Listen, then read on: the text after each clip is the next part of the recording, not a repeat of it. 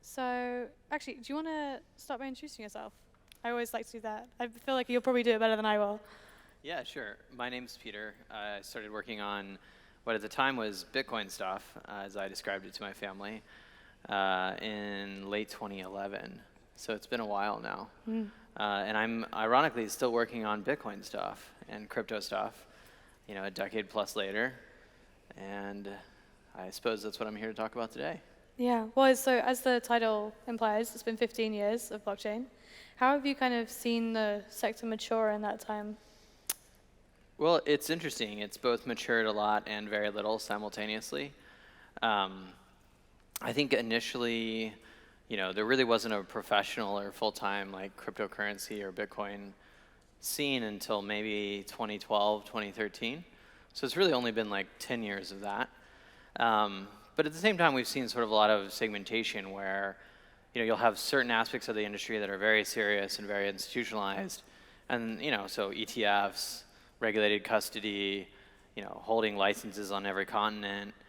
And then you also have, people making, essentially joke coins, like meme coins, where, you've got dog with hat and 1,000 other strange, wonderful meme coins that exist.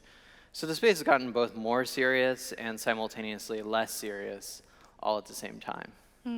But if we're talking about how crypto and blockchain can evolve in the current environment, I mean, we're in a room full of fintech professionals. This is a fintech conference. I mean, what is it going to take for blockchain to really crack that market, to become a vital piece of infrastructure for financial technology? I don't know, and I don't know that it matters. I think, to me, the whole crypto economy is about building an alternative financial system, not necessarily replacing the traditional one or, redoing the traditional one. And so I spend most of my time trying to create a new one and thinking about that. That said, there has been a lot of institutional adoption over the last 3 or 4 years, which is kind of typical because there was a lot of talk about institutional adoption 5 years ago. Now it's actually happened, so you can hold your crypto at Bank of New York Mellon alongside your Google stock. You can buy, the BlackRock or one of 10 other TradFi ETFs. And, the CME market is, on some days, the biggest market for Bitcoin in the world, which is a very strange, sort of transition from what has historically been true. But do you think that's the future of it, that it will remain that kind of split or even lean more towards institutions, or do you think they should be totally separate? I don't think they'll ever be totally separate. I think that there'll be bridges between the two where you sort of introduce compatibility between traditional finance and what I would call crypto finance. So the ETF's actually a great example of that. It's taking something that is really, meant to be handled very differently, Bitcoin, and put inside of a sort of construct that works within traditional finance. So I think you'll see a lot of these bridges built. Our company builds a lot of the bridges where we, most of our utility in the crypto economy is taking traditional assets, mostly government-backed currencies, what people call fiat in the crypto space, and moving those into crypto assets, and then moving crypto assets back into government-backed fiat currencies. So there's all kinds of cross-compatibility that's built across the whole space. But we're definitely seeing some banks and financial institutions think that blockchain could be a way forward for them. We've had BlackRock experiment with a tokenized money market fund. JP Morgan has been building in blockchain for years now. I mean, what are the teething problems that blockchain would still have to overcome to get that kind of technology adopted more en masse among banks? I think there's a lot of regulatory framework stuff to address. So, BlackRock wants to issue assets that live on top of a crypto protocol.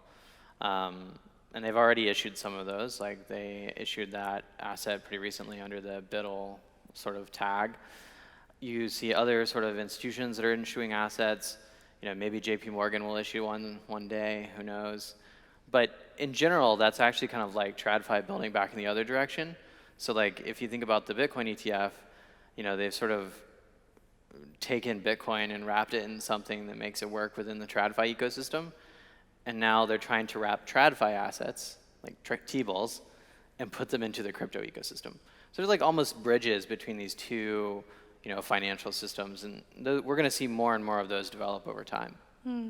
And speaking of bridges, I mean, you're a business that's been in the US, in the UK. You started here, but you have a lot of legs now in the US, and you're also expanding elsewhere. I mean, how have you found straddling these different economies and the different regulation that sits within them? Because they have very different approaches to crypto and blockchain regulation. Yeah, for sure. So we started out here in England, actually in northern England. We have sort of 3 big centers of operation today. One is in the US, in Miami. Another one is here in London. And then a third one is in Singapore, in Asia. So we really straddle the whole world. Different regulators approach regulating crypto very, very differently. So some are very concerned about money laundering. Some are very concerned about safeguarding of client funds. Some are concerned about sort of like post-transaction monitoring and market manipulation. So every regulator is going to be a little different. I think Europe is probably the furthest ahead, alongside maybe Singapore, in sort of defining a clear regulatory environment. And that's certainly something that we've worked on for years in partnership with the regulators in Europe and in Asia. I think the UK has sort of talked a lot about a regulatory environment, has made several attempts at a regulatory environment, but ultimately hasn't gotten that far. And then in the US, it's obviously very contentious, and I would expect it to remain contentious for at least another year or two. I mean, you're a company that's also at the stage where you're now talking about IPO, thinking about where you'd want to list the business. What more would the UK need to do on crypto regulation, or on just becoming a hospital home for you to think of London as that venue? Well, I think the thing that is harder for the UK as a listing place is that it's not a particularly deep or liquid capital market. So I think they could fix the regulatory environment, and we probably would still not be all that likely to list in London.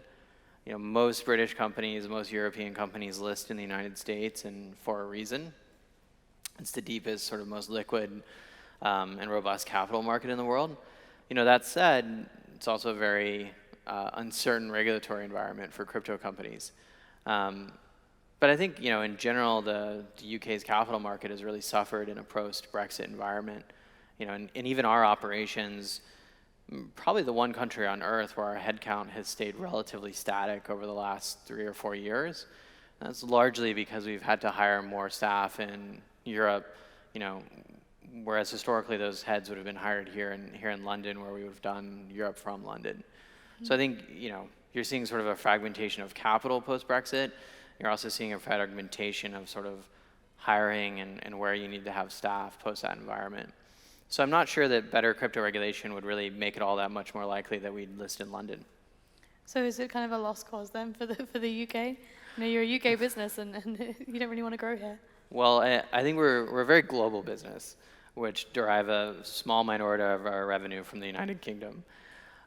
That said, we'll always have sort of a spiritual and sort of historical home here in the UK, and it's also where I've spent most of my adult life. So it's a very special place for me. But I think that there would be a lot of work to do for the UK to sort of get its capital markets back on track. But look, we're certainly really open to it if that transpires. And kind of just as a last question as well, so we're now progressing towards an era of regulation in Europe with MiCA coming into force at the end of this year. And we might get regulation at some point in the UK, we might get regulation at some point in the US. How are you preparing for that and the patchwork that it's going to create? I don't know if it's totally certain when we'll get MiCA. It's maybe the first MiCA thing to understand. Hypothetically at the end of this year, which would actually be great.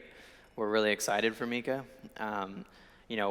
We have a really active and robust team that pursues licenses and makes sure that we're getting the right ones to really enable us to serve our customers better.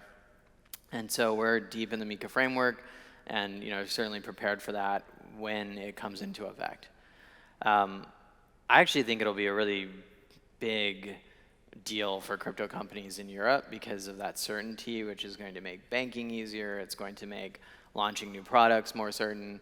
It's going to, frankly, make it a lot easier to invest in the European market because we'll sort of we know what we're dealing with and we know how we can invest our capital into products and services and market expansion in a way that's not really true in any other major market around the world. And so I'm actually really bullish sort of the UK, sort of the EU crypto market expansion plans, and really excited about it.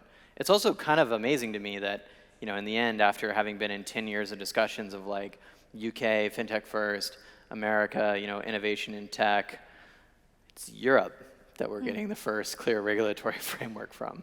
Yeah, I think some people might be quite surprised by that. Well, thank you for joining me. It's been great talking. Thank you. Thanks. Thank you so much.